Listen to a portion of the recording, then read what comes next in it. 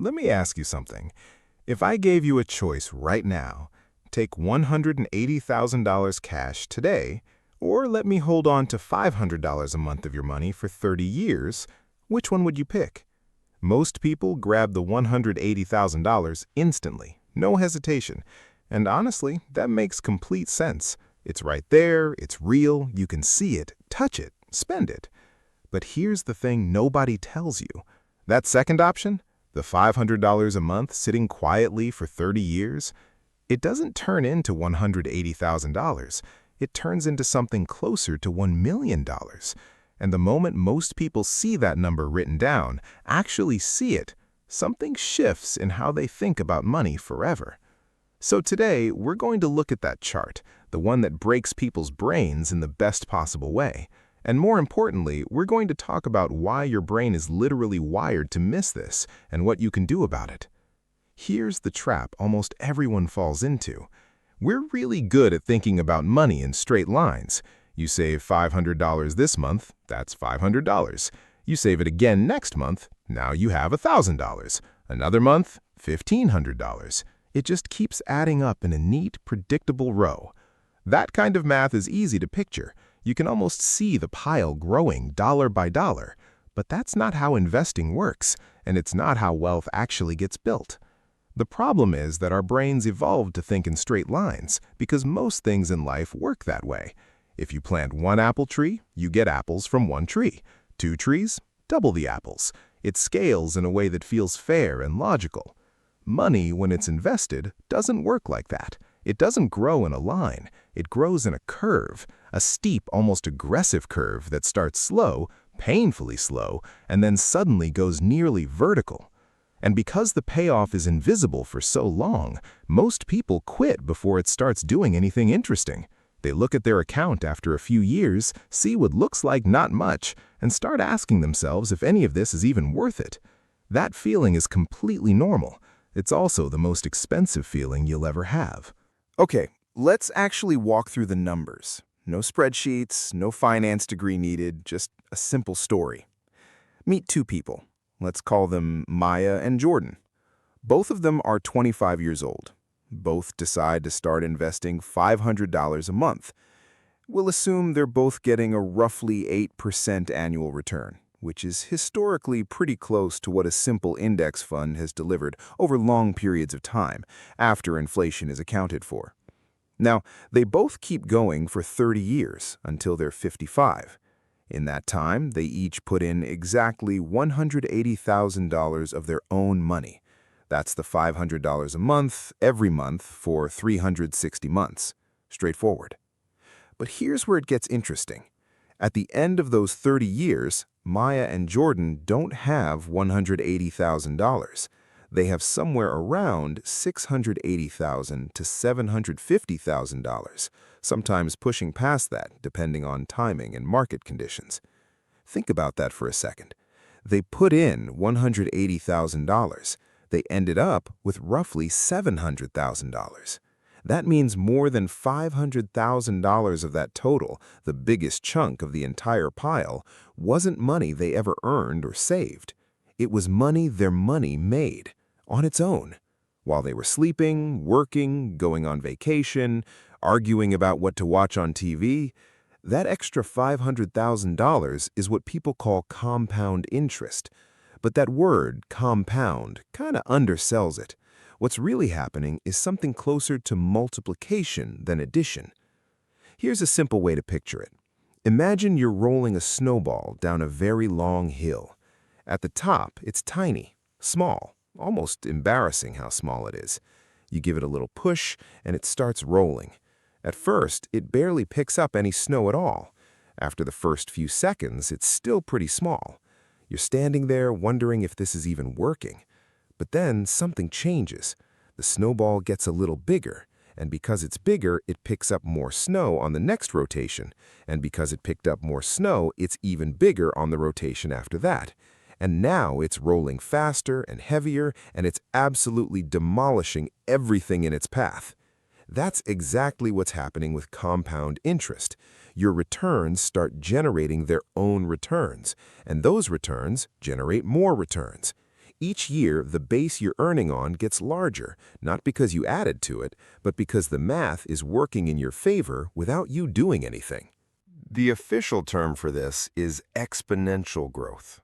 The reason it feels almost magical is because our brains aren't built to intuitively grasp it. There's actually a psychological concept behind this called exponential growth bias. Researchers have studied this extensively, and what they've found is that the vast majority of people, even smart, educated people, consistently and dramatically underestimate how fast something grows when it compounds. When they ask people to guess what $1,000 becomes after 30 years at 10% interest, most people guess somewhere between $5,000 and $10,000. The real answer is over $17,000. We're not just a little off, we're off by a factor of 2 or 3. That's how hard this is for our minds to grasp naturally. So let's go back to that chart, the one the title is talking about. When you plot the growth of $500 a month over 30 years, something really striking happens visually. For the first 10 years, the line looks fine. It's going up, but it's not doing anything dramatic. By year 10, you've put in $60,000, and your account is sitting at maybe $87,000 or so. You've made about $27,000 in returns. Not nothing, but not exactly the kind of number that makes you want to call your friends. Years 10 through 20, still growing. By year 20, you've put in $120,000, and your balance has climbed to somewhere around $294,000. Now, that's more interesting. You've more than doubled your investment. You're earning more from returns each year than you're even putting in. But then you hit the last decade, years 20 through 30. This is where that chart goes nearly vertical. In just the final 10 years, years 20 to 30, your account grows from around $294,000 to roughly $700,000. That means you added about $400,000 in the last 10 years alone. Compare that to the first 10 years, where you added $27,000 in returns. Same $500, same person, same account. But the last 10 years produced 15 times more in growth than the first 10 years did. That is the part that rewires how you think about money. Because what it means is that the first 10 years feel almost pointless, and yet they're the most important 10 years of the entire 30. Without year 1 through 10, there is no year 20 through 30. The snowball has to be small before it can be enormous. Now here's where we get into the really interesting psychology. Most people don't fail at building wealth because they don't know about compound interest. Almost everyone has heard of it. It's in every personal finance book, every article, every get-rich-slowly YouTube video. People fail because knowing about something and feeling it are completely different things. Our brains are wired for something called hyperbolic discounting. Fancy phrase, simple idea. We value things that are far away in the future much less than things that are right in front of us. A reward you can have today feels enormous. A reward 30 years from now feels almost fake, theoretical, like something that's going to happen to some older, different version of you, not really you. So when you're sitting at 25 or 28 or 32, looking at $500 a month going out of your account, your brain is screaming, "This is real money. I can see what I could do with this right now. That vacation, that car, that experience with people I love." And your future retirement account? That's just a number on a screen. It doesn't feel real the same way. This is why so many people say they'll start investing later, when they earn more, when the kids are older, when things settle down. Later always sounds logical. But later is almost always the most expensive word in personal finance. Here's an illustration that makes this painfully clear. Let's say instead of Maya, we look at someone called Alex. Alex decides to wait just 10 years before starting. He starts at 35 instead of 25. Everything else is exactly the same. $500 a month, 8% return, same discipline. By 55, Alex has invested for 20 years. He's put in $120,000 of his own money, but his balance? around $294,000. Meanwhile, Maya started at 25. She put in $180,000 total, and she has roughly $700,000. Maya has $400,000 more than Alex, not because she was smarter, not because she earned more or took bigger risks, simply because she started 10 years earlier. Those 10 extra years at the beginning, the ones that felt like they were doing nothing, were worth $400,000 by the end. That's the compounding effect on time. And it's brutal in the best possible way for those who start early, and in the worst possible way for those who wait. There's one more psychological trap worth talking about here. It's what behavioral economists call present bias, and it explains why even people who understand all of this still struggle to follow through. We're not just bad at imagining the future value of money, we're also bad at imagining our future selves. Studies have shown that when people look at images of their future aged selves, they feel like they're looking at a stranger, not themselves. The emotional connection is weak.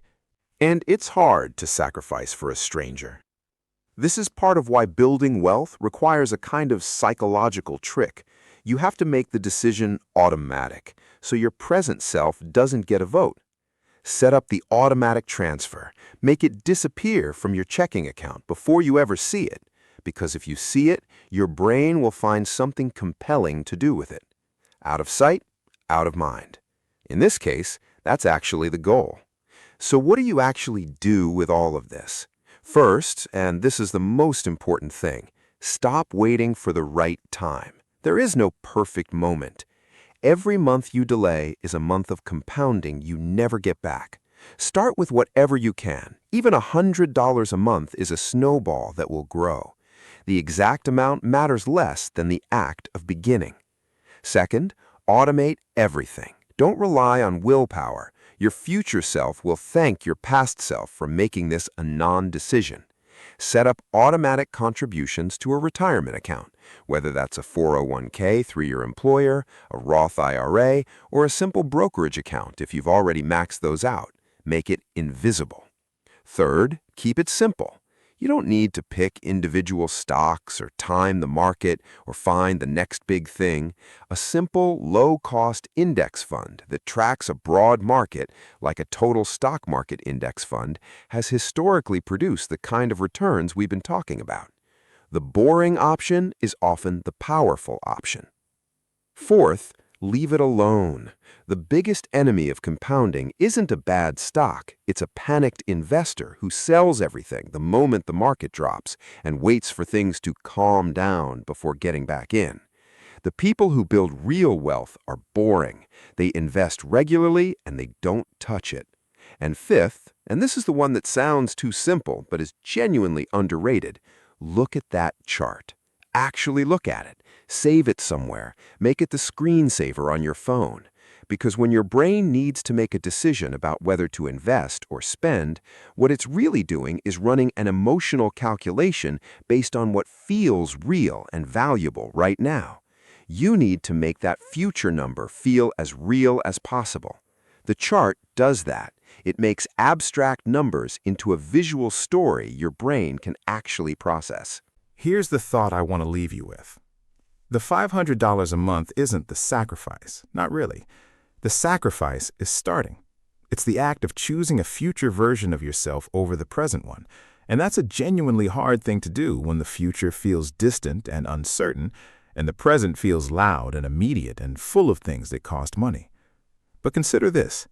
Every single person who ends up with real financial freedom, every person who hits their 50s or 60s or even 40s with options, with freedom, with the ability to choose how they spend their time, almost all of them have one thing in common.